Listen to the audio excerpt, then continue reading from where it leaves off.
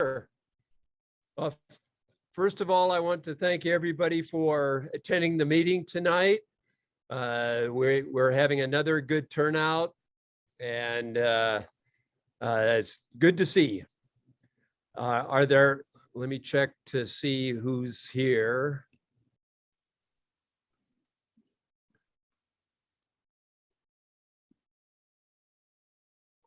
Nobody new, so that's good. I see Mary Ann's with us. That's good. And yeah, she's important. Exactly. Yes, I agree. And Mike Flag is here. That's good. So good. I'm glad to see everybody. The agenda, I hope everybody got a copy of the agenda that I sent out. Yep. And next item of business is old business. Oh, I don't think we haven't been meeting very much. I don't think we have any old business. So I'll move on to the new business. Party Pardee, I know we made a request on the Tuesday net for 2 or 3 more people. Don, has anybody signed up since then? Gary just joined. Yes, we're still 1 short of a full Okay. staff. Well, that's good. Ron Money got a hold of me yesterday, and he has volunteered. Oh, good. It's good to see Ron again. K6ARC. So he took the day off. So we have 2 from Sacramento that have volunteered. Wow, good. And then, like I said, we're 1 short. Actually, I have 1 other person that has requested information, but is not confirmed that they will do it. So I will send them another email and find out if what their thinking is. But the thing is that we have for a full staff, we need 19. Right. And we have 18 signed up. That's good. That's great. That's good. So we're not too bad. No, not at all. Yeah, I think we should actually sign up like 20 or 21 because We can also- usually somebody doesn't show up. Right. We can always split shifts too. Some of the shifts are pretty long, all day. Yeah, if they all show up, we can split people's shifts, right? I agree. But I'm just saying to fill all the positions and all the time slots that were originally in the schedule was 19. So 19. Is that with 2 per rest stop? yes, Well, maybe we can go with 1 for at a rest stop. I think that would work. that's It's up to you.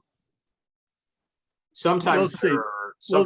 their husband and wife want to be together, right? that was a possibility, but the problem is if the guy has to go, he goes over and he gets something to eat, or he has to go to the restroom, okay, and there's something happens, then there's nobody at the radio. Right. And that's not true with a sag wagon or with any other of the positions, only the rest stops. So I don't know. That's a call that we'd have to make. I was willing to do that as a minimum and only have 1 at the rest stop. I actually did away with the tech service. I actually was helping Joe having the tech service be part of the net control. In other words, to reduce the number again. Okay. Exactly.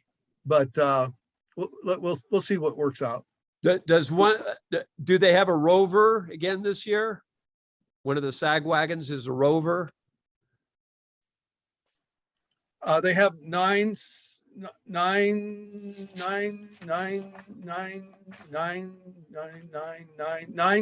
wagons. Do we know who is manning the sag wagons yet? No, No. Okay. the mechanist, the new SAG coordinator has not given me the names of the drivers. But he wanted the names of the hams that were going to go with the drivers, and I told him I didn't have them yet. Well, it's a So- little early. tit for tat. Yeah.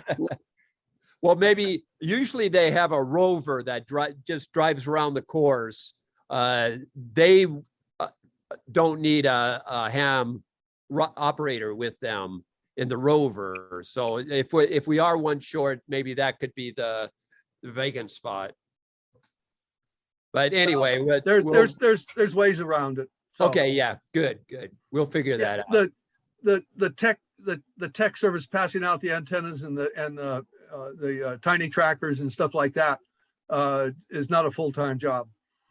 Right, exactly. Okay. And so that person can turn around and be part of net control or whatever. Good. Okay. I mean, and you're in the same location, so why not? Exactly. How many are gonna be at net control there over at the park? One so far. Oh, okay. He's over there in the left-hand corner of your screen. Not me. Ed, but No, Joe. no, Yeah, Joe that's, is, but I'll have somebody with him. Okay, it's got to have somebody with him because that is a full-time job, period. Oh, yeah, definitely. I mean, there's no, all of a sudden we don't have anybody. Right. Yeah, there has to be a second person, otherwise I can't go to the bathroom. Yeah, Well, wait, you're in the trailer. yeah, Oh, it has a exactly. Yeah. bathroom. Yeah. And we don't use just- the bathroom in the trailer. You're right, because I'm not going to clean it. So, Okay. And the only other thing is, in just FYI, Joe and Howard and I had a meeting the other day because we had trouble with the tiny trackers, that we put on the sag wagons. And we didn't have problems necessarily with the tiny trackers. We had trouble with the antennas. And I went through all the antennas and I wasn't very pleased with what I found. Joe went through all the antennas and he wasn't pleased, and they all ended up in the trash can. oh, wow. So we decided to buy new antennas, which we did, which I received today. We ordered them yesterday. It came today. Wow. Good.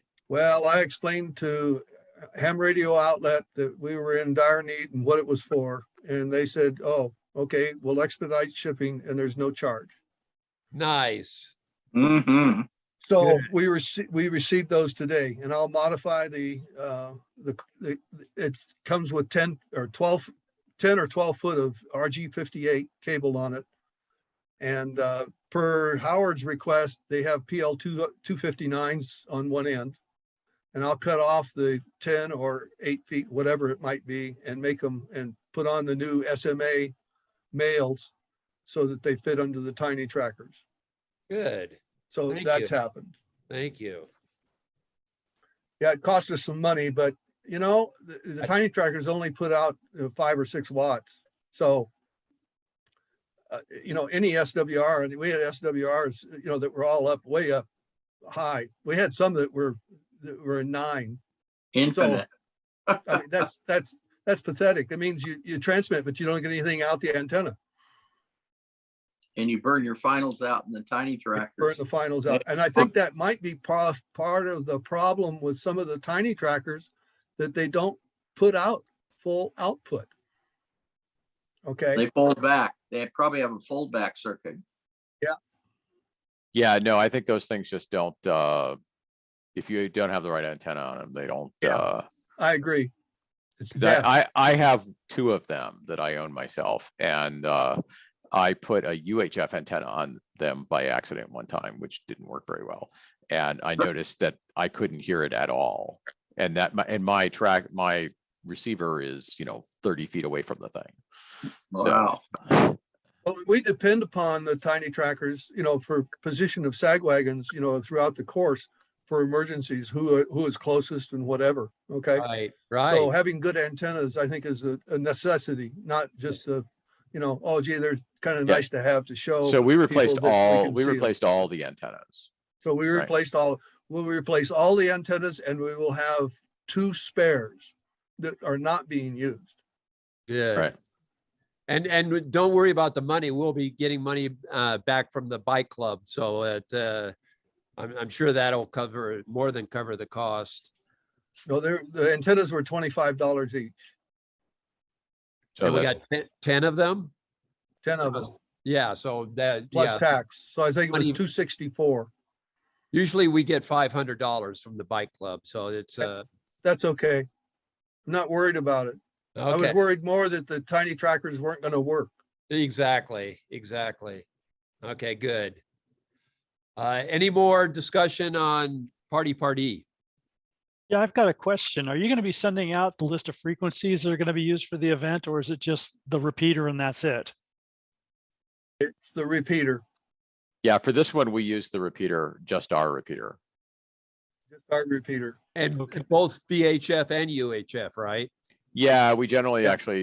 we generally have both of them up, and that's mainly in case in case somebody has a key down situation Right. and Yeah. you can't get in, you can go to the other one in some of the course. You can't get to both of them from all of the course.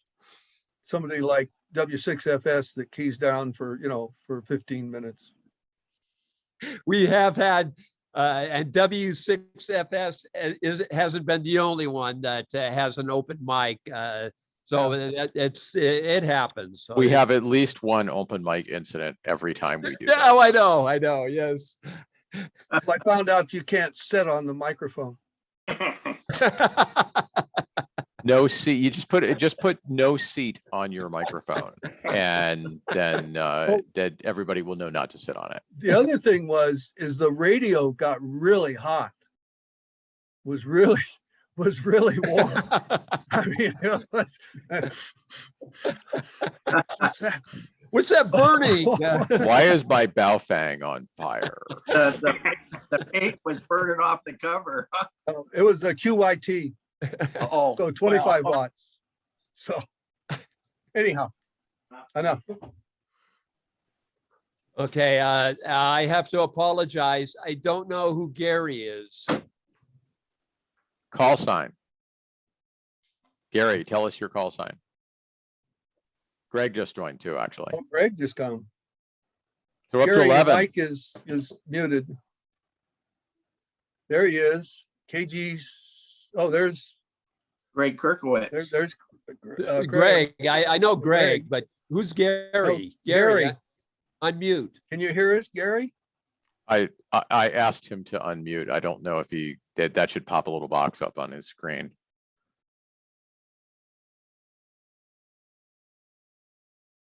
Is he a new member? I am not positive. I believe Gary has come to a previous meeting though. So, Okay. or at least somebody named Gary has come to a previous meeting. There's probably more than one person named Gary in the world. Yeah, but it belongs to our club. Well, they got the invitation for this because if you weren't on the invite, I didn't send it out to the club mailing list. I sent it out to the list of members I have, which is Okay. actually a little broader than it's got a bunch of people who haven't paid their dues yet this year. So I- there's like 57 members on that That's list. okay. I guess Gary's not going to unmute, so we'll move on. The annual dues are due and payable now for the remainder of 2022. It's $25 per family, per individuals. $25 is the same, and you can send it to our PO box in Pine Grove. It's PO Box 1094 in Pine Grove, California, 95665. And again, it's $25 for a family, and it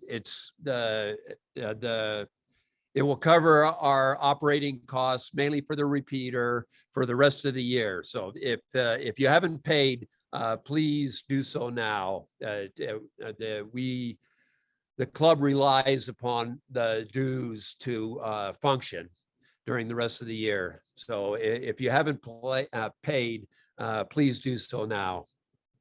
Who's keeping track of who paid and who didn't pay? That would be John Stetler, our treasurer. Okay. And what's more, that's been updated in the list that I have, if this thing would ever call up. Yes, Are we going to have a treasurer's report tonight? yes. He sent it to me via email and I can pull it up. I wasn't thinking Do you ever send reminders to people? for dues. Yeah. We used to when we had a club secretary. Well, I would be glad to do that. Okay, well, thank you. Thank you very much. I think Okay. Judy sent like actual like envelopes to people, like, you know, and actual like letters in the mail. Oh, Normally we do it by email, but I think she actually sent letters in the mail one time to do that. Right. Which do you prefer? Email is fine. Yeah, I mean, you know, if you don't answer your email, like you're probably not going to communicate with the rest of the club anyway. Exactly. Yes. Yeah. Okay. We do also hassle people on the net and a few other location and meetings like this and stuff like that. So Okay. let me actually see how many people have paid this Who year. actually checks the post office box? That's John. Stetler, John does that. Treasurer. I sent a check off 2 days ago, so should be there. Oh, good. Thank you. Thank you. And John has always Wow. been good about sending me who was paid and Right. renewed their membership. And I think he sends a copy to Joe also. He sent me an email today. With Oh, 2 more good. people. So. that Okay, was- so he sends it to you now too. That's perfect. Yeah. Very good.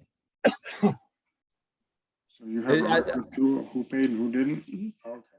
Wow. Yeah, and that's there's great. she updates it on, there's a column on the Google Doc that's Right. updated.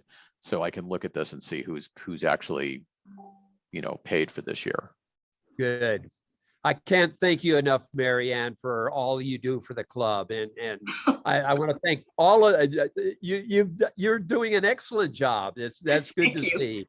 Thank And I you. want to thank all of the volunteers, board members, and anybody who volunteers that, you know, we wouldn't have a club without the volunteers. So it's great to see that everything's coming together.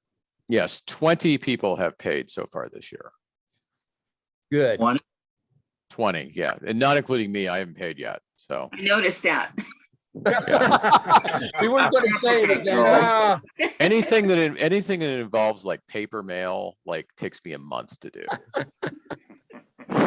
Like been writing 3 an months. actual check and putting it in an actual. Actually, for the first 2 months, I thought I had actually paid at the Christmas party because normally I do, but it turns out that was a different check that I wrote at the Christmas party.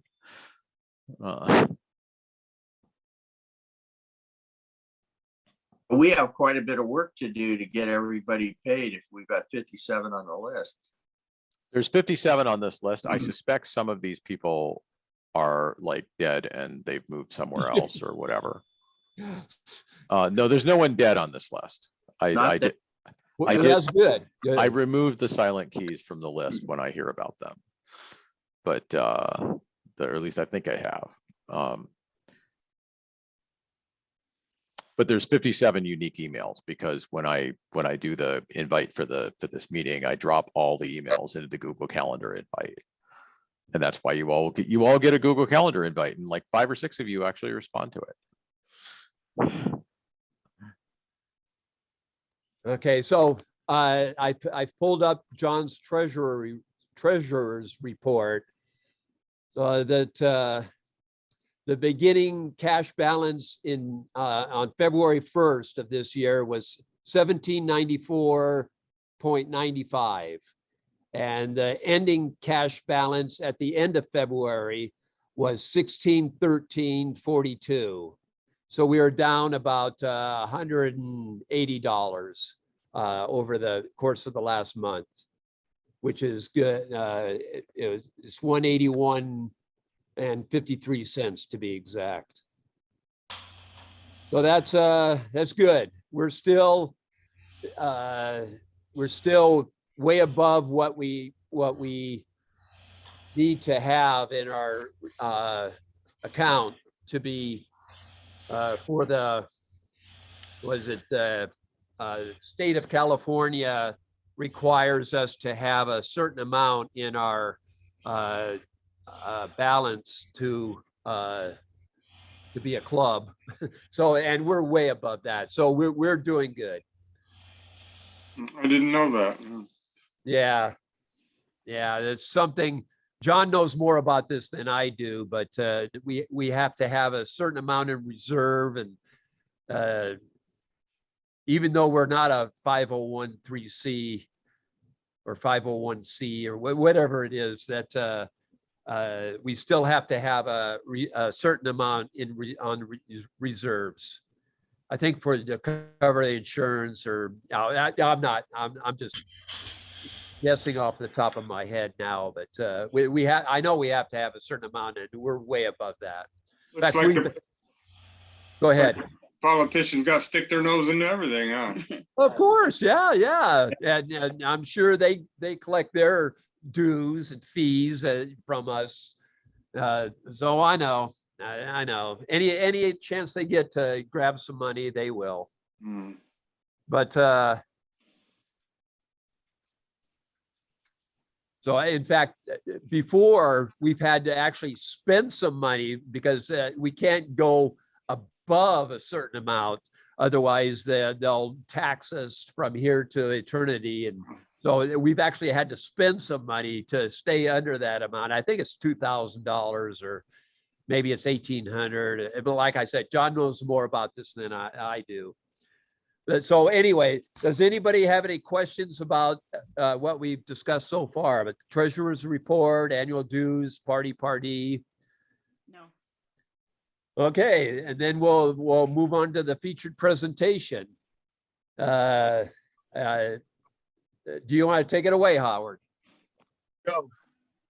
Well, I looked around for a program for last month, and it wasn't utilized because there were so few people, on the Zoom call. But I think it's an appropriate topic, since here we are planning a bike event, and we are going to have a net control for that event. And we often run into issues from time to time that do become emergencies.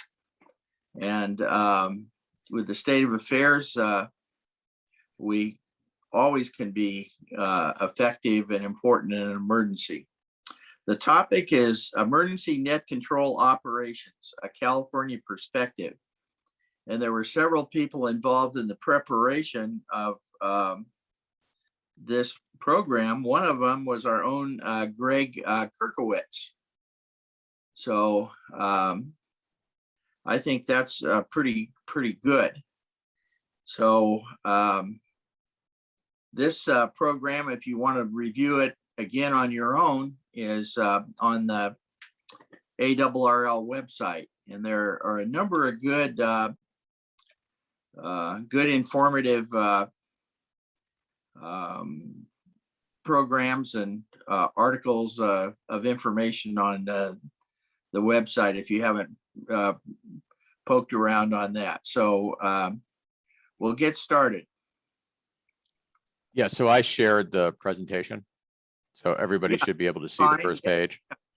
Yeah. Okay, yeah, go ahead. So Howard, if I can add something, is that possible? Sure. Everybody in the club will be called upon in the event of an emergency, like a fire, and the Red Cross sets up a shelter. Everybody in the club will be called upon to man that staff our net, be a net operator, a mobile or stationed at the hospital or stationed at the shelter.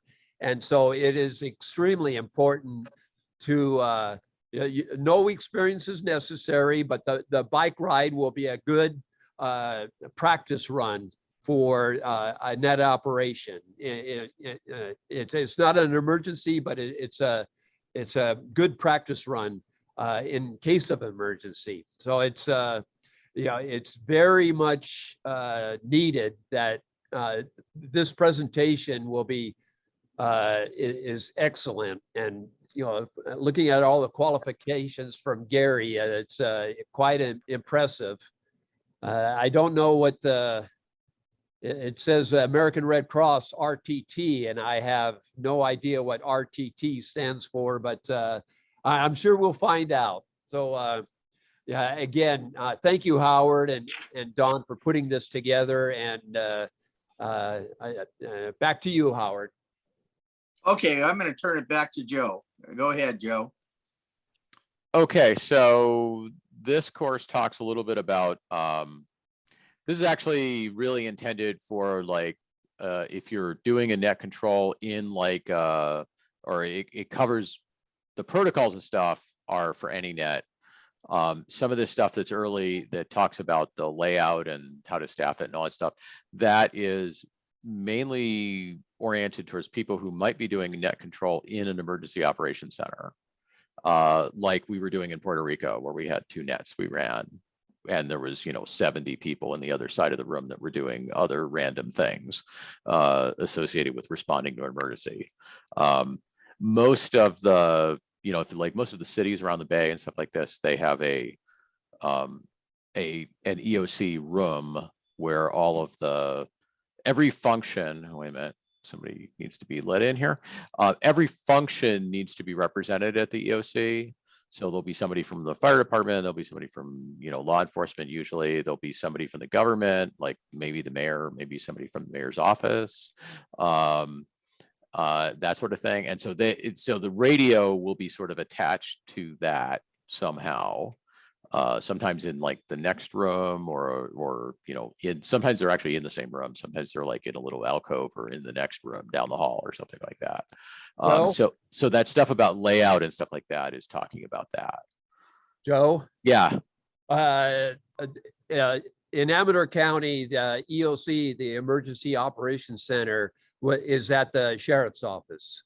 They have a EOC room actually in the sheriff's office, and they usually call upon us to have a operator there in the EOC. So that's so this stuff might be useful for if you end up being that person. Exactly. Who goes there. Yes. To do that. So now let me see if I can keep changing the slides, right? So this is amateur radio has always been a big part of supporting emergency services, like for at least the last 50, 60 years. It is still true in most disasters like hurricanes, things like that, that it is very common to use amateur radio as part of a support operation after a disaster. It isn't always true anymore because there is a lot of other technical means of communication that people use. Sat phones are big and stuff like that, but it's pretty common to still have amateur radio. And God, I gotta keep letting him back in. There we are.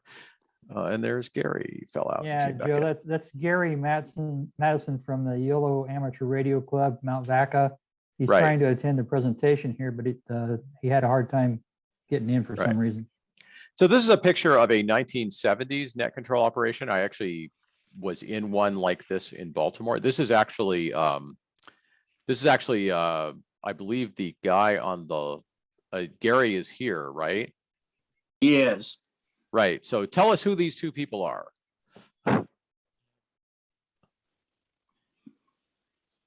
Well, we've got Andy Peoples, WA6DOD, and Gary Madison, WA6TQJ. Right. But I actually don't know which one is which. Oh, Gary is to the right.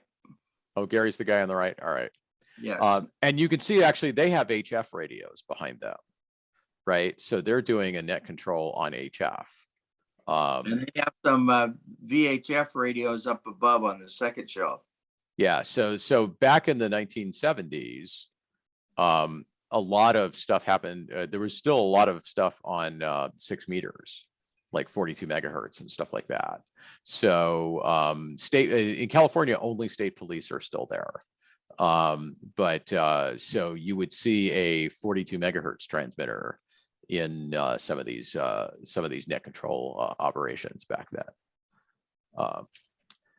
So this is kind of this actually looks a lot like what we have in the trailer, actually.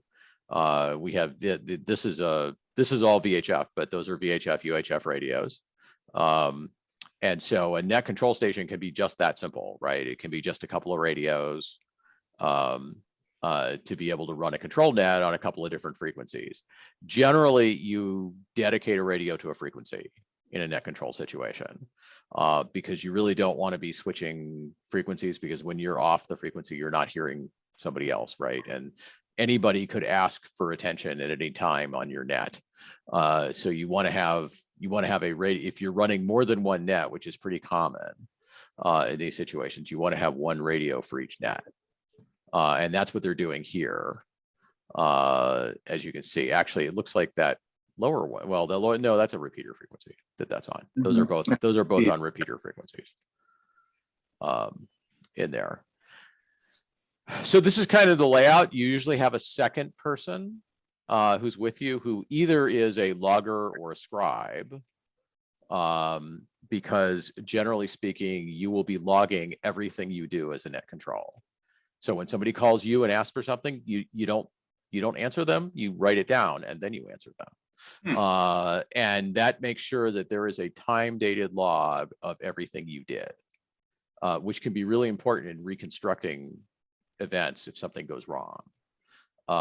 It's also important if there's like a medical emergency and you need to call the ambulance and stuff like that, or something like that. You might have to like make a phone call to call like 911 or the fire or emergency services, that sort of thing. And you might have to be off the air for a minute. And so it's helpful if there's somebody else there that can actually answer a call that comes in on the radio during that time. And it is also okay, although probably talk about this when we get to protocol. It is also okay to tell all stations on the frequency to stand by while you handle a high priority event. That's a pretty common thing to do as a net control. I've done that a few times during these bike races, because we have a bike go down and we need to actually, like one time we had to get the helicopter in to pick somebody up who'd gotten seriously injured. And so while that was being coordinated, that was the only thing we were doing on the frequency. And so we told people, look, hang on, unless you have a true emergency, like someone's dying right now, you need to wait, right? And you can see in this particular setup, there's somebody doing the woman on the right is doing the scribe function, and I think has some sort of a map there. The guy on the left is actually operating the station. There's actually a secondary station. If you look on the other side of the table down there, there's actually a secondary station. So they're probably doing two nets on two different frequencies in this particular operation. And there's a map up on the board, which is for situational awareness. You want to know when people say where they are, or not everybody has the trackers we use. So when you're in a general purpose emergency situation, generally most people don't have trackers. So you'll have to ask them where they are and then find that out. And so having a map of the area you're serving, really great idea.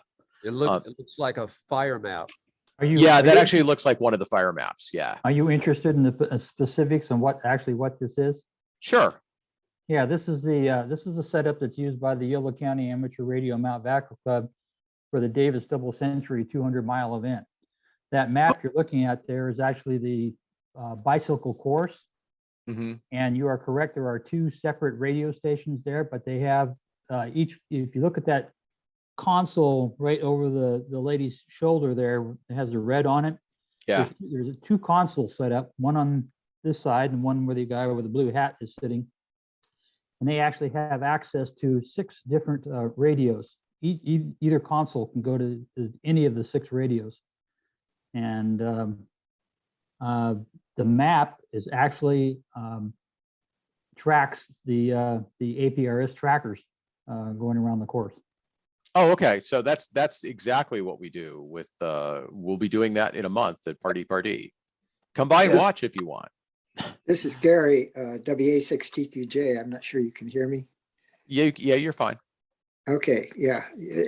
That's about 5 years ago we ran this event. So, and it hasn't changed much since then. But in addition to this, we're very close to the race coordinator. And he may be actually standing about 5 feet behind these people, observing what's going on. He's the one that will approve us to call an ambulance or take an action. Right. Yeah, we do that on with Party as well. The race coordinator. It's really funny. The first few times I've done that like 8 times now or something. And the first few times we were doing it, they didn't really know what to do with the ham radio people. But they used us to basically communicate, to do the communication stuff, but usually the race coordinator was somebody else. But what happened was, as we built up the whole APRS system so that they could see where all the things were on a map, the race coordinator tended to hang out with the radio people so he could know what was going on, because we had a better idea of where everybody was in the course than any of the other people did. So that actually that worked well, and that's also typical if you're in an EOC. Like, this is a setup where they made just for this race, right? But if you're in an EOC, usually they want radio to be pretty close to where the other people in EOC are. Usually they want it in a different room so that they don't have to hear the radio all the time. But they want it nearby because they're often, trying to get messages out and get messages in and stuff like that. And that way that can happen in a pretty fluid way. All right, so let's, I gotta hit the button here. It's really weird giving a presentation that someone else actually wrote who's actually here. Great. Joe, Yeah. can I add something? You might cover this later under protocol, but to all of the operators who are out in sag wagons or at a rest stop, never, ever, ever say a person's name over the radio. Try to get, if a person's down or injured, try get the bib number and then transmit that, but never, ever, ever say a person's name over the radio. And we also never talk about dead people on the radio. Well, no. That was one of our rules for Puerto Rico, is like, if you find a body, here's the thing you say. What we do in search and rescue is, if we find the body, we say, go ahead. Let's close the door. Okay, everybody who's not talking, please mute. Thanks. What we did, search and rescue, if we found a body, we never transmitted that over the radio. We always said code orange, and everybody knew it was a body. Joe was right. Never, ever, ever say you found a deceased person. Or we actually, a couple of years ago, we had 2 heart attacks out on the course, and one of the persons was fatality, and the other one was transported to the hospital. But again, never, ever, ever say a person's name or that the person is deceased. Yeah. Right, back to you, Joe. Okay, so the important part here is, if you're going to have more than one station, you need to have enough space for both stations, preferably enough space for the station and a scribe, right? Because it is very helpful to have a scribe. Well, we're up to 13 people now. Where are all these people coming from? Okay. If you're in a situation where, like this, where you're running 2 nets and they're like right next to each other like that, headphones are a great idea. We don't do that at Party, but it is a kind of recommended good practice if you're operating in an environment where there's other stuff going on. It gets to be really hard to hear the radio. Like when we were in Puerto Rico, we had a little alcove, but even being in a little room and shutting the door, there was so much going on in the next room that it was pretty noisy. And so if you were contracting a station by HF, which we did a few times, it was actually kind of challenging. So we were on headphones all the time when we were on the net. The other thing you will see in more modern operations now is a lot of operations will include digital modes like packet or WinLink. And Greg KG6SGT, who is on this call, is the expert on WinLink. So if you need to know how to do that, any of that stuff, you're interested in learning how to do all that stuff, you want to talk to Greg in there. The other thing is what we do, which we do here on our net, is I monitor all the law enforcement frequencies that are likely to be used while we're actually on the net. And that's because we have to interact with law enforcement, especially in this event, because they have to block the roads in a couple of places. And so sometimes it's very useful to actually know to hear when the call goes out for that guy to go and set up on the road and stuff like that. That way you can have more situational awareness about what they're doing. You do not talk on law enforcement frequencies. You only listen, right? So that's why it's a scanner or receive only thing. But it's really good for situational awareness to have fire and law enforcement sort of like playing in the background, so you can keep up on what's going on, because you as the net control are kind of the sort of the nub of situational awareness for your event. Wait a minute, what did I just do here? Keeps getting off this thing. Okay, so the net control operator called the NCS. You also have an alternate, and the alternate will sometimes run a separate net, which is called a tactical net when that happens. That's often useful in a situation where you have some longer term operation that's going on, or some logistics operation, or there's some event that's kind of part of what you're controlling, but it isn't the general everybody checks in here net. It's a specific tactical net. And what you'll do is you'll ask stations to go over there, like switch to tactical or switch to whatever you call that frequency. And so it's helpful if you're going to do that, you'll have a second net. In Fremont, when we did any events, we always had a tactical net and a check-in net. And the check-in net was kind of where people, because we had a lot of hams that would check in that were not actually part of our organization and were not trained. So we would have them check in on the sort of the main public net frequency.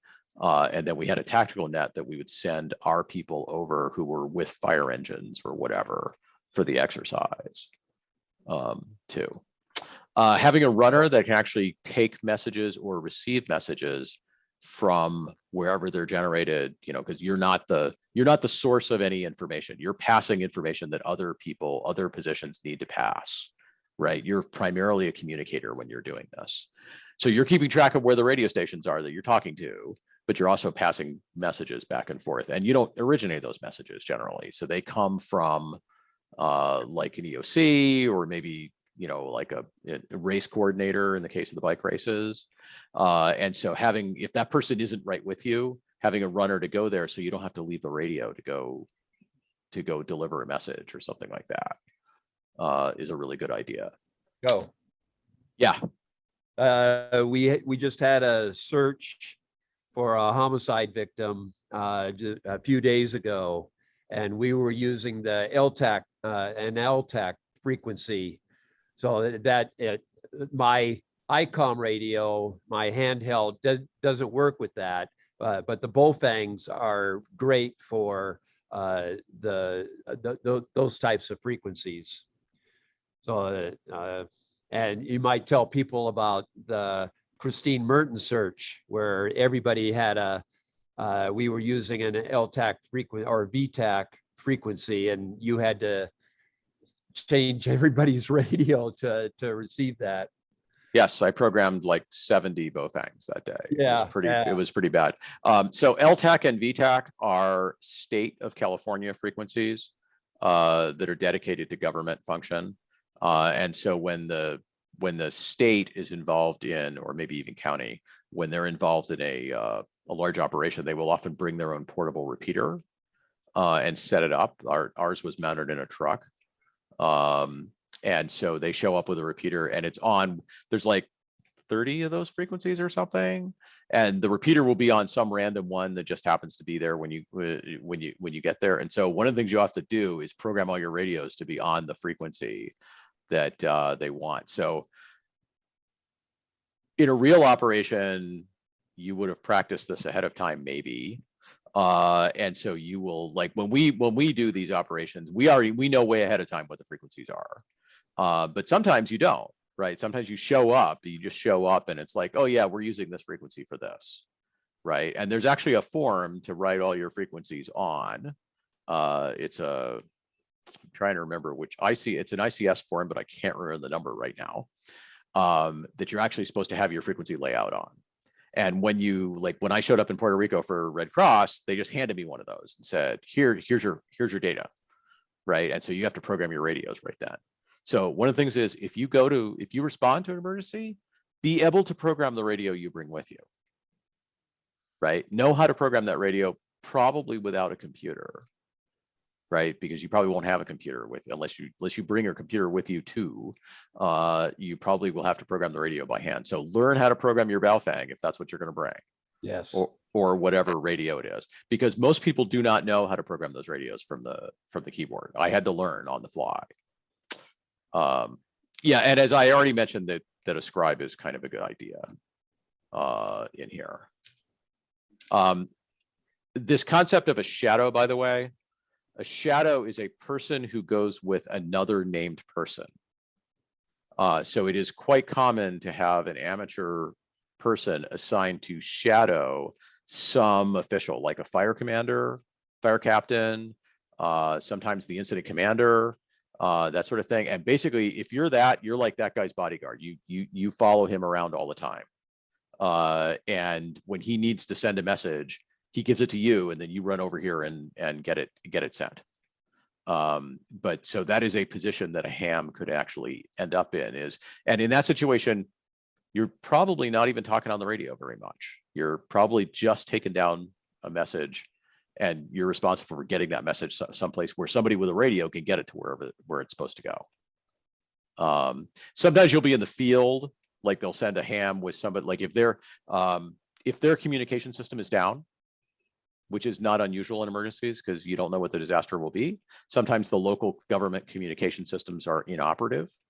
And so then they will put a ham with every fire truck that goes out. And you are a communicator. You're supposed to communicate for that fire truck, right? But this concept of being a shadow, that is one of the other roles a ham could be in. All right, so here is another picture of happy people at net control. Gary, you probably know who these people are and which one is which. Are you there, Gary? JRB, K6ARC is standing up next to the screen with the bicycle. He is the responsible for the K6ARC repeater, which is on the Davis campus. But he is also quite often in net control for the Davis Bike Club, and this is where we are. KC6UDS is sitting in the gray shirt. That's Robert. And the fellow in the red shirt, help me, Rick. He is often in net control, but he is in net control. In this case, we had 3 net controls in the presence of the facility at the time. Back to you. And that's the primary NCS is the guy in the red check shirt. There is KC6UDS, I think. That's correct.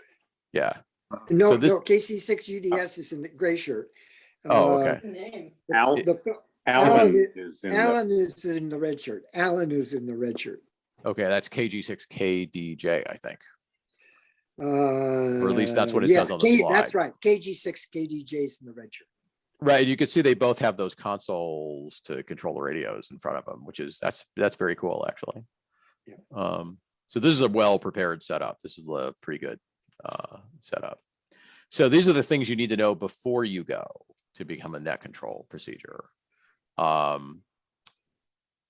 One of the things is know who the radio guy, the radio net is going to be reporting to. In the EOC, that's usually pretty easy because you will be attached to some function that's actually in the EOC, either fire or something like that, right? So you'll be introduced to a person generally who is filling that role. And when that person changes, you should, always know when that person changes, right?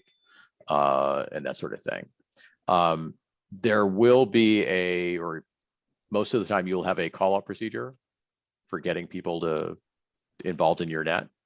So you should know what that is, and you should know kind of the outlines of the emergency plan for whatever the agency you're serving, right?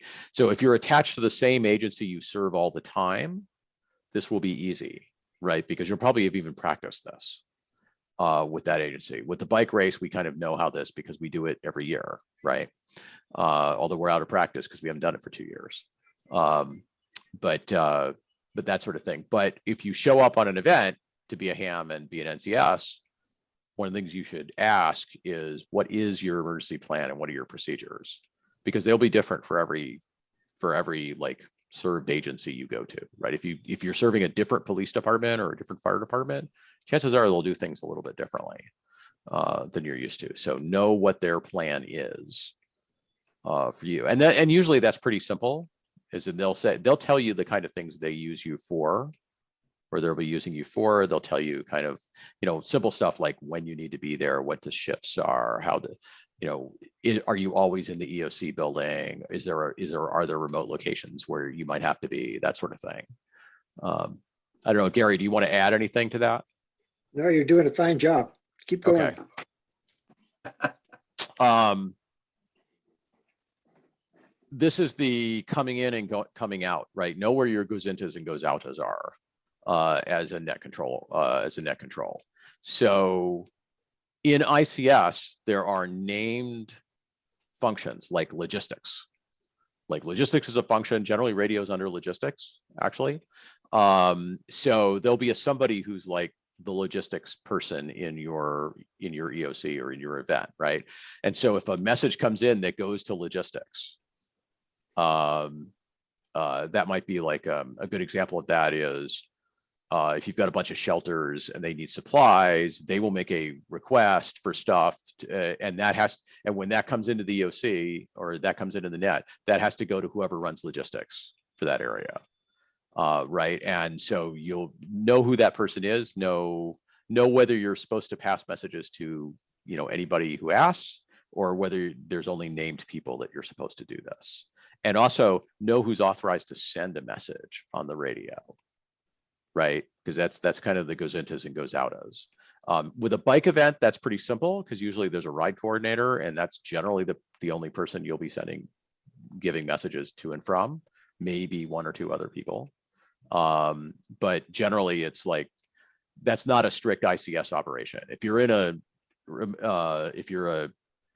formal ICS setup, then it'll only be the people who run those functions that you actually get and receive messages from. Band plan, I already talked about that. That's the list of all your frequencies, and also your contact lists are important. In particular, if you have to go by phone or some other mechanism to like law enforcement or fire or roads or whoever else is part of your little world. Sometimes you'll have to talk to somebody who's outside your organization. And so if there's a contact that's a non-on-site contact, typically, like a phone number or whatever, know that story. Like we have the phone numbers for the state police and the county sheriff and the fire department posted at our net control station, because we might need to call any of those people. Generally, the fire department, you'll be calling for, or 911, you'll be calling for like a medical emergency or something like that.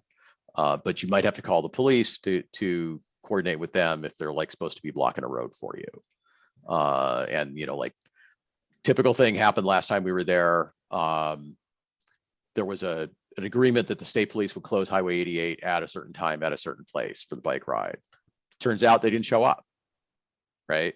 So we had to go get on. Some rider calls in and says, "Hey, there's no cops here," right? People are going across the road by themselves, which is really dangerous, right? And so we get that call. We call the cops, offline, and we say, "Hey, there's supposed to be an officer here. There's no officer. Can you tell us when he's going to get there?" And he said, "Oh yeah, he's 5 minutes away." And it's like, okay. So they call the guy in the car and find out he's 5 minutes away. So then we tell the people out there, like, you know, either wait 5 minutes or there's an officer right inbound to block the road for you. Right. I remember handling that particular call to do that. So this is what a band plan looks like. There's a primary and secondary repeaters in here.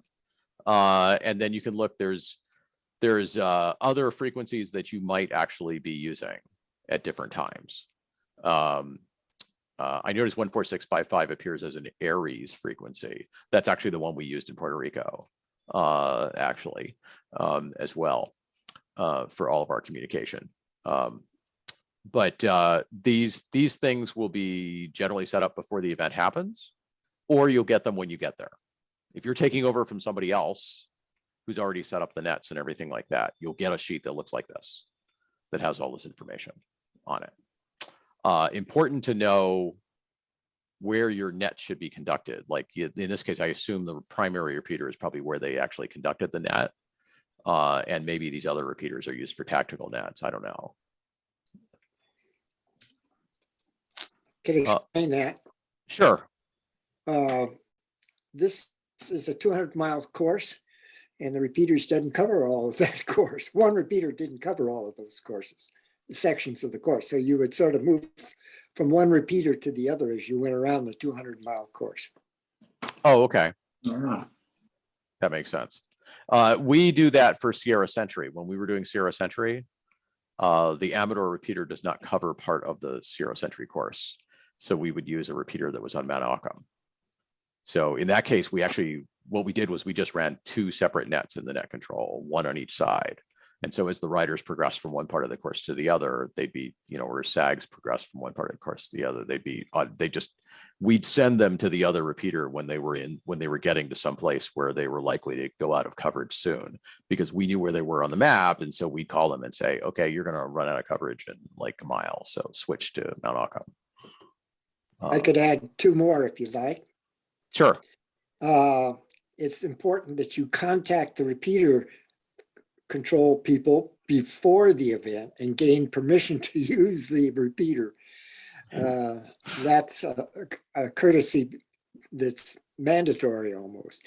The second thing we do is if the repeater's involved in the event, we get some funding for our services at the end of the event, we distribute those largesse to the repeater owners. Yeah, people always appreciate money for their repeater fund. That is a good thing. Fortunately, we own the repeaters we use for the bike ride we do. Were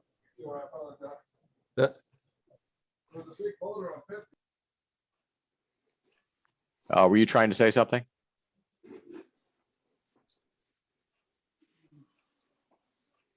Oh, okay. And here's the address for the California Office of Homeland Security.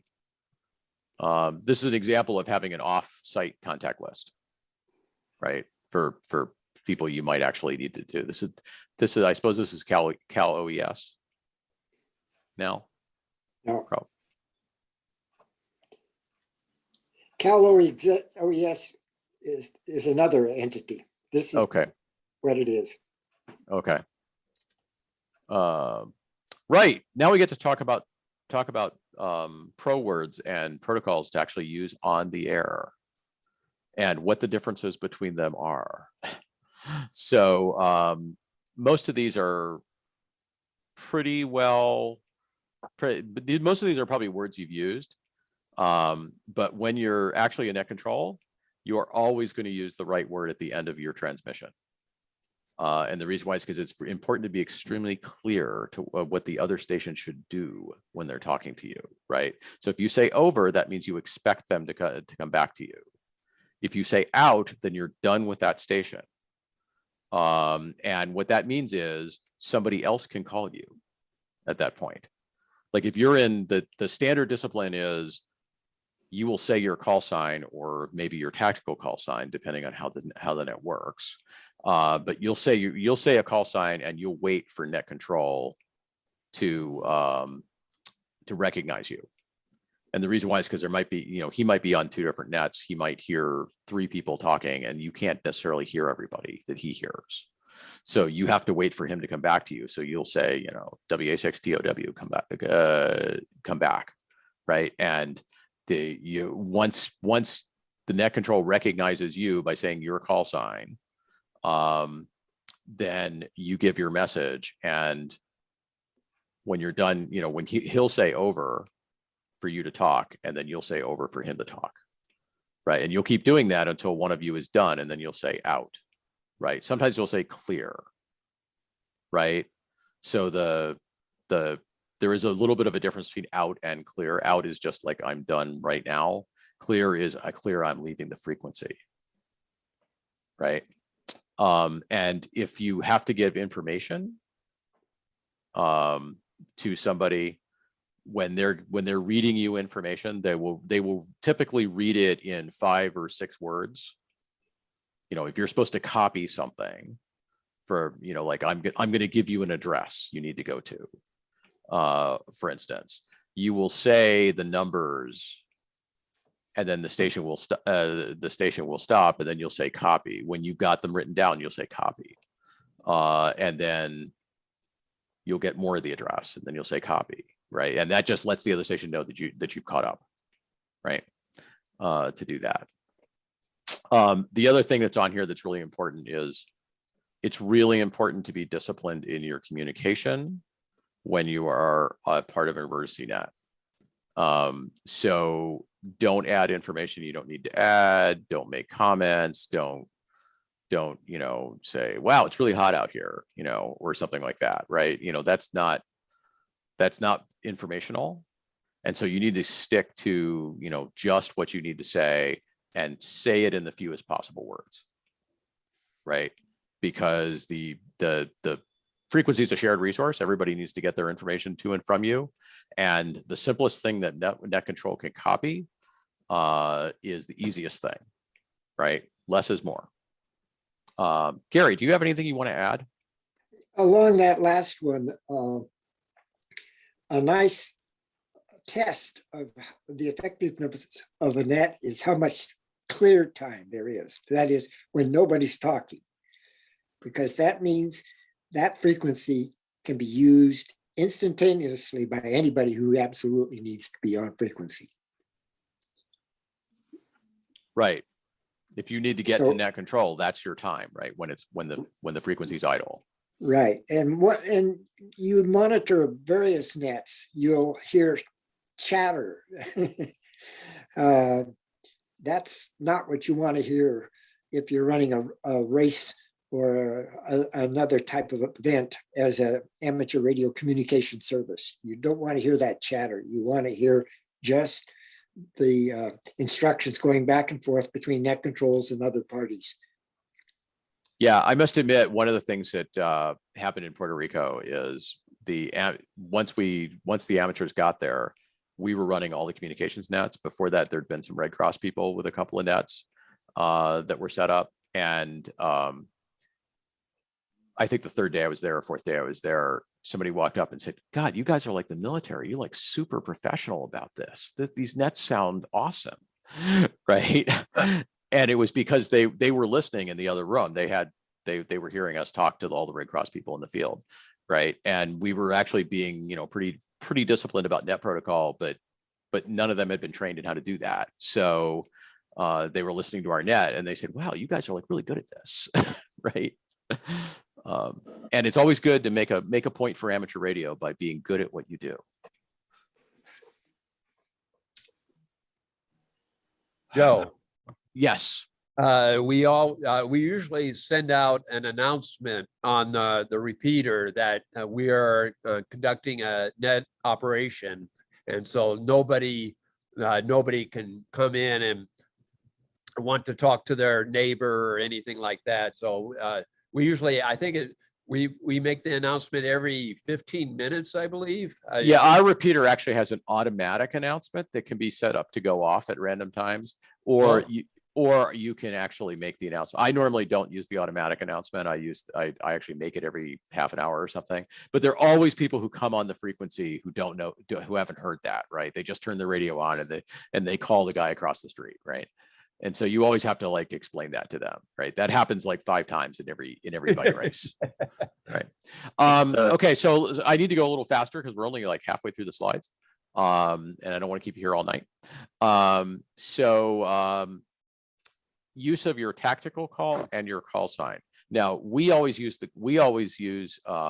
tactical calls for the sag wagons. So like for instance, in our bike race that we do in April, you'll hear sag 3, right? And net control will call sag 3, right? And they won't call the guy's call sign who's in sag 3, right? The general protocol is that's okay to do on an emergency net. However, the net control should identify with an actual amateur radio call sign every so often. And most of the time, what people do, and this is reasonably good practice, is when you're signing off with net control, when you're making the last transmission, then, you know, say sag 9 and throw in your call sign, right? And that way you've identified your transmission from an FCC standpoint. But don't use your call sign all the time, right? If you've been assigned a tactical call, when you call net control, you should use your tactical call. And, you know, it's generally shorter and easier to say and takes up less time on the frequency. So only throw in your amateur call as sort of at the end of your transmission, when you're done a set of transmissions, right? Don't use any confusing stuff, right? Because not everybody on frequency is going to have the same knowledge of Qs or 10s or 11 codes or, you know, all that stuff you get from listening to a scanner all the time, and all that stuff. Like if you listen to the police, they use 10 codes all the time, right? Sometimes 11 codes. But most people don't do that, right? So you're on an amateur net, stick to plain language, right? And whenever you give numbers, like you read them out, use niner for 9, because it's easier for people to understand. Use phonetics, try to learn the same phonetic alphabet as everybody else, which is the NATO standard one. So just like learn the correct phonetics. So, you know, Charlie is Charlie. It's not, you know, Chuck or, you know, something else, right? Don't make up random phonetics. Learn the real ones. All right, so this is kind of the sort of setting up for the net. You need to have someplace to get your stuff. You need the forms you're going to use. If you're going to use ICS forms, make sure you have a bunch of them before you get there. You need at least one map of what you're doing, and maybe more than one, depending on the area you're working. And make sure that everybody on net control has access to food and water, right? Like something to eat, something to, you know, a snack, you know, something like that, because you can end up sitting there for 3 hours doing net control. If it's really busy, you can end up sitting there for 3 hours and not realize you have not drank or eaten anything. And that's not good, right? You should have access to this sort of thing.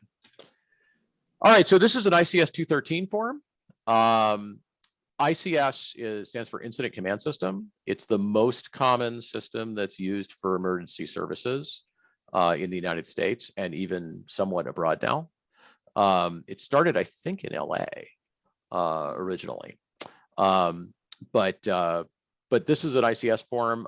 You can see up at the top, there's a to, a from, a subject. And also notice there's a position in there. In a formal ICS organization, there's a person and that person may have a position like logistics or, you know, incident commander, IC, or something like that in there. And then the message body on this particular form, the message body is broken up into 5-word groups. And so when you take a message, this is good practice. Not every ICS form has the 5-word groups in it, by the way. This particular one does, but it's really good practice to put 5 words at most on a line. And then when you're actually reading the message to somebody, read 5 words and wait for them to say copy. Right? Because that way, you know, like the person who's writing the message down at the other end might not be as fast at writing as you are at talking. So 5-word groups are like a good practice. There's also times on here. To say when, always date your form, you know, date and time when you get the form and when you actually transmit the message, right? And if there's a reply to the message, there's a part of the form on the bottom for the reply. A lot of times you won't get the reply right away. So like, for instance, if you send a message, notice a very way up at the top left-hand corner, there's a number. Every message you send should be numbered. And so you're sending message, 49 or something like that. The reason you do that is because the other guy on the other end writes down message 49 and then whatever you said, gives it to whoever whatever function he needs to give it to. When they reply, the reply goes on the bottom, and when you're net control, you'll get reply to message 49 is, and then you'll know, oh, okay, this is that. Then you'll know who the reply is supposed to go to, based on what message it is, right? So it's really, when there's a lot of messages floating around, some of which take a while to actually get processed, like, because your message might ask somebody to do something, and then the reply will be, I did that thing, right? And that thing might take half an hour to go do. So it's important to actually write that, serialize these, if you're the one originating the messages, like the messages are coming into you as NCS, make sure that the numbers are there and they're sequential, and that you mark the time you sent the message. Joe? Yeah. The ICS system was developed after the Oakland Hills fire in 1990 was the Oakland Hills fire, because there was such a lack of communication between all the agencies, and they decided something had to be done. So that's why they developed the ICS system. Right. So this is another form. This is kind of an optional form, but not everybody will do this. But this form would be used for tracking like all the people, like all the people that you're going to have in your operation. Right. So in this particular case, you'd have their call, their name, how to get in touch with them, the phone number, what repeaters they're on, when they're available, and what they would prefer to do. So we're doing this right now. Don is doing this right now for the bike race. Right. He's taking, sort of this information and turning it into a set of assignments for everybody in the bike race. That's why he says he needs 19 people. That's because his form has 19 slots on it. Right. Okay, I don't understand the purpose of this form. The individual station form. We don't actually do anything like this in our operations. Oh, this is if you have more than one station in the operation, you would fill out this form to say, okay, here's these, we're gonna put people at these 3 locations. We need 2 people at each location, or and we need to do so many shifts and all that kind of stuff. So this would be tracking who is actually at each station. And this is the same thing, but tracking assignments of individual operators. All right. And now we have a person activating a net who I don't know, but she looks like she's having fun. It's interesting to note that this person is blind. Oh, really? Oh, That's fun. So that's good. Good use of a blind person. She was excellent. She was excellent. One of the best net controls we had. That's good. That's really good. So the trick is, now you're there, you're going to set up your net, you're going to start your net. You will, one of the things you'll do is you'll make an announcement on whatever repeaters you're going to use that a net is starting, and that from now on, stations should contact net control if they want to talk on the frequency. So usually for the bike race, I'll make a little preamble that says, this is the Amador County Amateur Radio Club. We're supporting, party. We're going to be using the repeater today for the next 7 or 8 hours or whatever it is. And during this time, this will be a directed net. So if you want to make a call, please call net control first, right? And we'll let you make, because I normally let people make calls on the frequency if they need to, right? If it's not busy and somebody like needs to call the guy in Sacramento that he talks to every day, and arrange to go to another frequency or something, you can let them do that in the net. It's just that you want to make sure that that's controlled, because if something is going on, you don't want like random people just jumping in, right? So when you activate your net, you write that down. It's one of the things you write down as an event. It's like, okay, it's 8 o'clock. I activated the net. Right.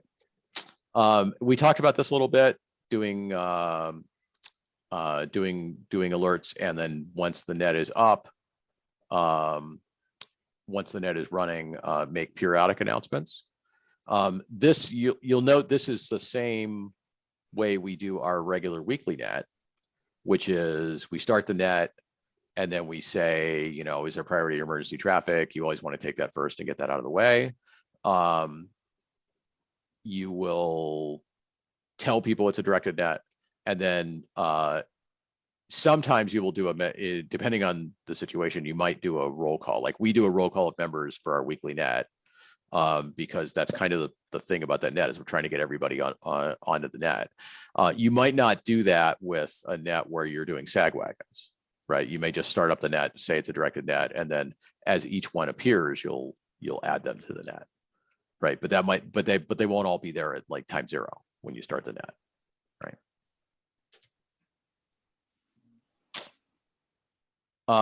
This is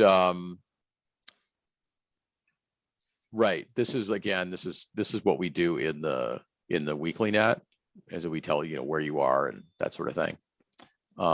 This is if you're using these data sheets that they have in here, you would enter the information you get there. This is assuming that your stations are checking in with you for the first time. You don't know who they are before the net, right?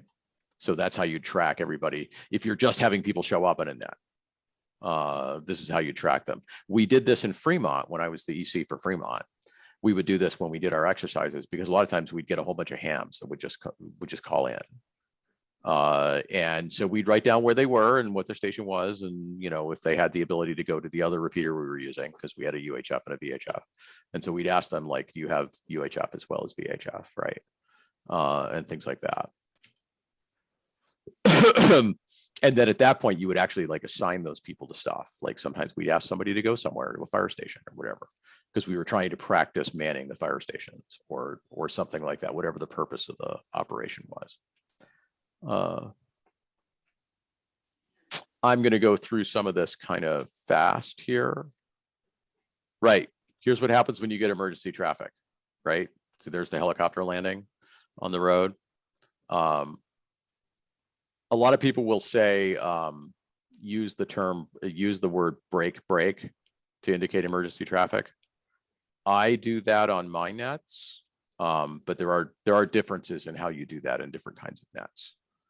So if the station comes upon something like this and they want to, and you're running a net, right? And so you're in a sag wagon or something like that, and you come down the road and this is going on, or worse yet, the injury has happened, but the helicopter isn't there yet. You would probably say break sag 1 or whatever your number was. And that way the net control knows, oh, this is important. I need to go to that guy right away. And so if I was a net, I would say, you know, sag 4, stand by, sag 1, go ahead with your traffic.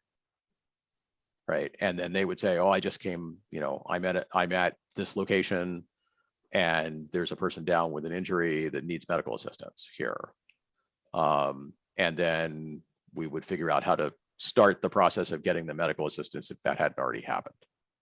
Right. But that's an emergency, right? And you will jump into the net and you will be number 1 when that happens. It's just like an airplane declaring emergency, right? When they call the tower and say, I have an emergency, I need to land, they are in front of every other airplane using that airport. Right then. And so don't do that unless it's important, right? Don't use break unless you actually have an emergency and you need to take over the channel right now, right? So this is what you do as your net control. You'd have everybody else stand by.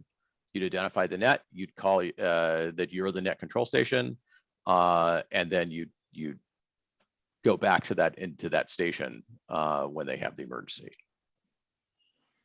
Gary, do you guys use the break protocol, or do you actually just say emergency traffic? Emergency traffic. Okay, so you just say emergency. Okay. Right. So there you go. If you have emergency traffic, the thing you need, once you get it, you need to get it to whoever needs to receive it as fast as possible. Now, in this particular case, you have a tactical net, so you're going to get the emergency traffic off your main net and do it on the tactical net. That's not always possible, right? A lot of times you just have to take the traffic on the net, and everybody else just has to wait while you do that. And if you're another station that's on the net and you hear this going on, you wait, right? You don't jump in, right? You're not likely to help the emergency traffic, right? The only time you would ever break in and throw out your call sign and ask for, or your tactical call and ask for identification during this is if you had some piece of information that was vital related to this emergency, which is probably unlikely, but I suppose it could happen. You would have to, if you're the net control and you have to go off site, you have to have your alternate take over the net when you do this. You cannot have an unmanned net when there's an emergency, even if you're delivering the emergency traffic, because something else might happen and that person may need to get in touch with you with net control.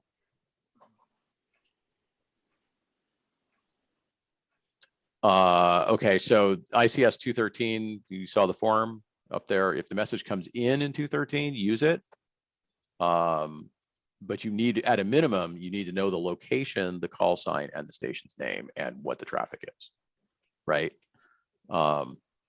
And you have to know where that message is coming from and who gets it. Now, that may be obvious from the context of the message. Like if it's a medical emergency, you probably already have a protocol for what you do in case of a medical emergency, who you tell, right? Who's the first person you tell? Who's the second person you tell, right? Do you call 911 right away, right? In most cases, you will not call 911 right away. You will talk to somebody else, and either they will call 911 or they'll say, call 911, right? To do this. And if there's a response, you need to know how to get back to the station that called you. Now, generally they're standing by on the air, but could be that won't happen, right? Depends on the situation, depends on how the message got to you. If it was a transient mechanism, they got the message to you, right?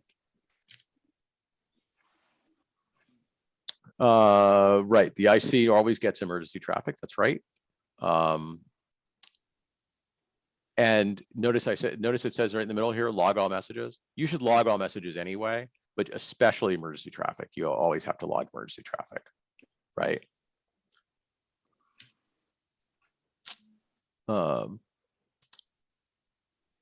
This is something, so we're done with emergency traffic.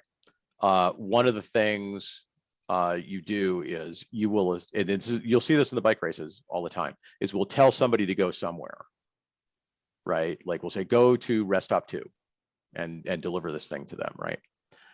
You write down, generally you have a sheet somewhere. They used to do this with T cards in EOCs, but I don't think that many people use T cards anymore. But you will keep a list of like all your stations and what they're assigned to do right now. I keep it on like a big yellow pad that I have right next to the net control. So if I say, SAG 2 is taking, this flat of water out to rest station 3 or something like that, I'll have a notation in there that said, 9:48 a.m. gave water to SAG 3 to go to, or SAG 2 to go to rest stop 3, right? So you need to, as a net control, you're responsible for the status of the people you have in the field. So you need to ask them every now and then. I do it every 30 minutes.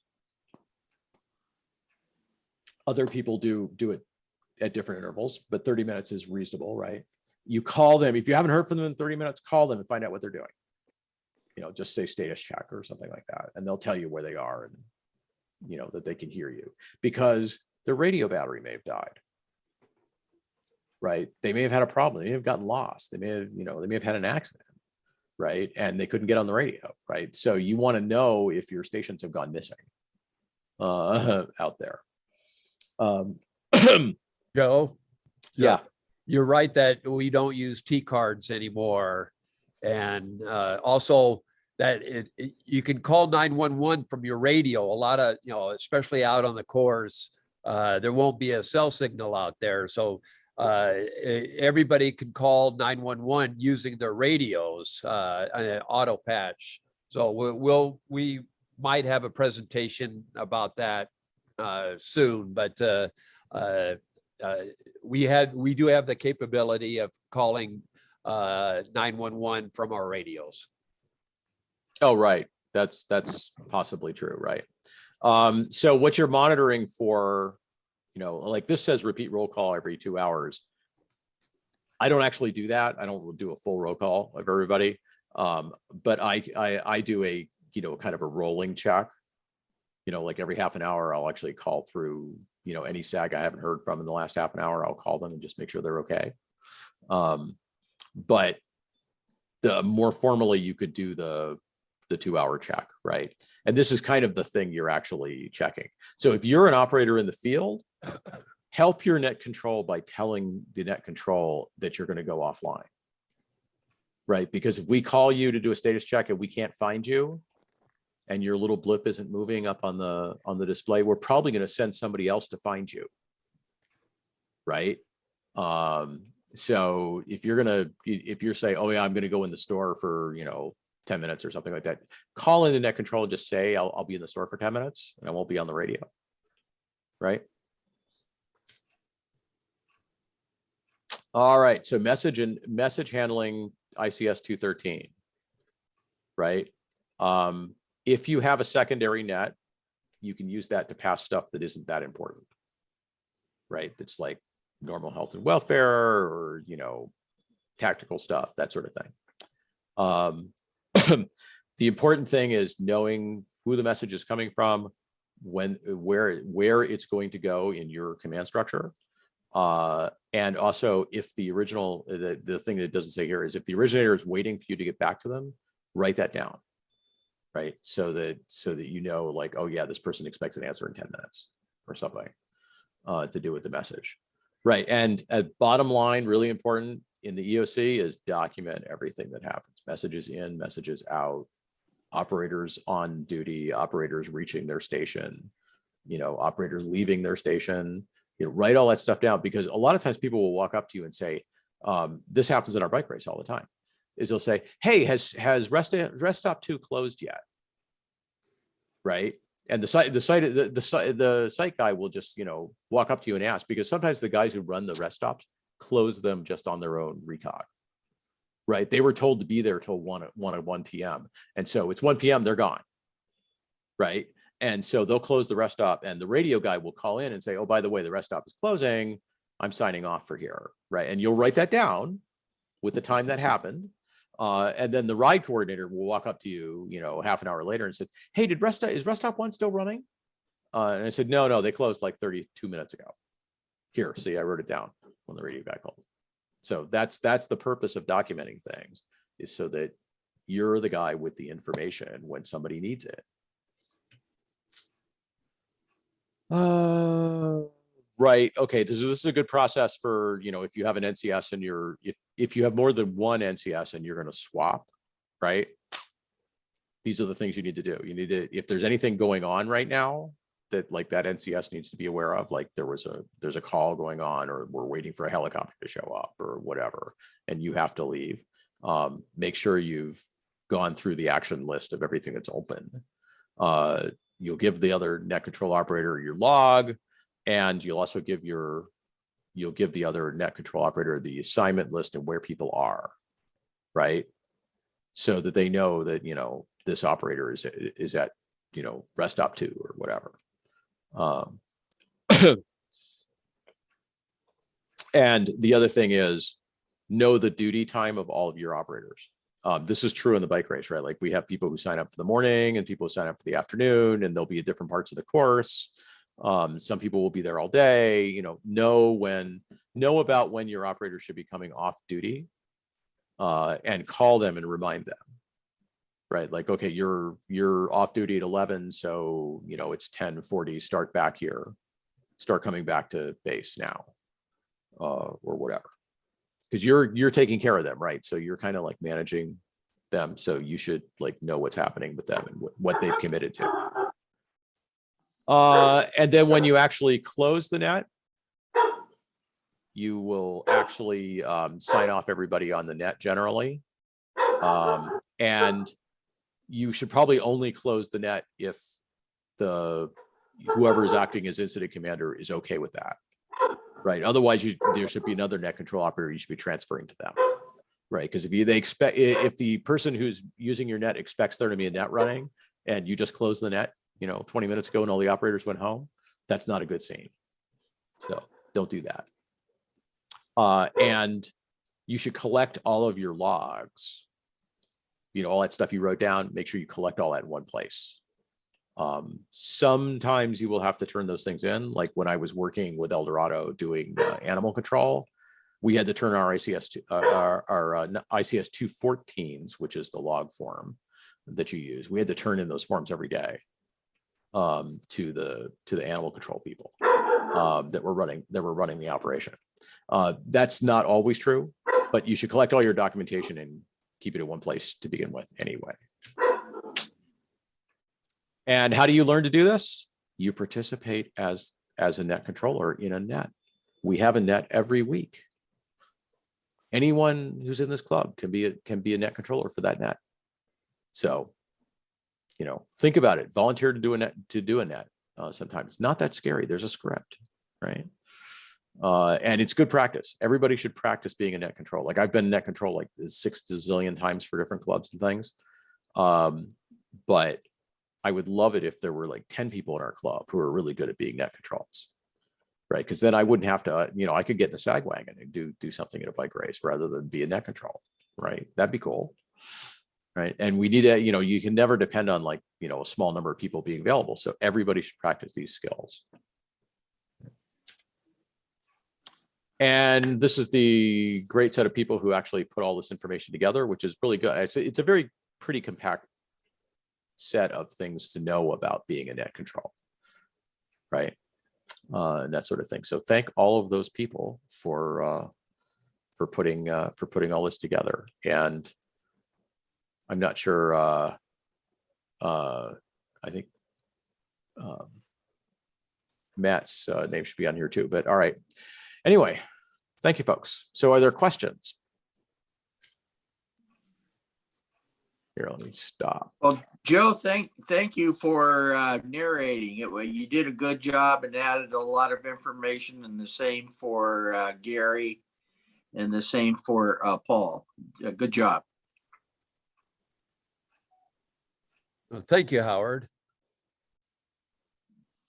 Does anybody have any questions about this wonderful presentation or about anything that we've discussed tonight or anything in general that pertains to the club?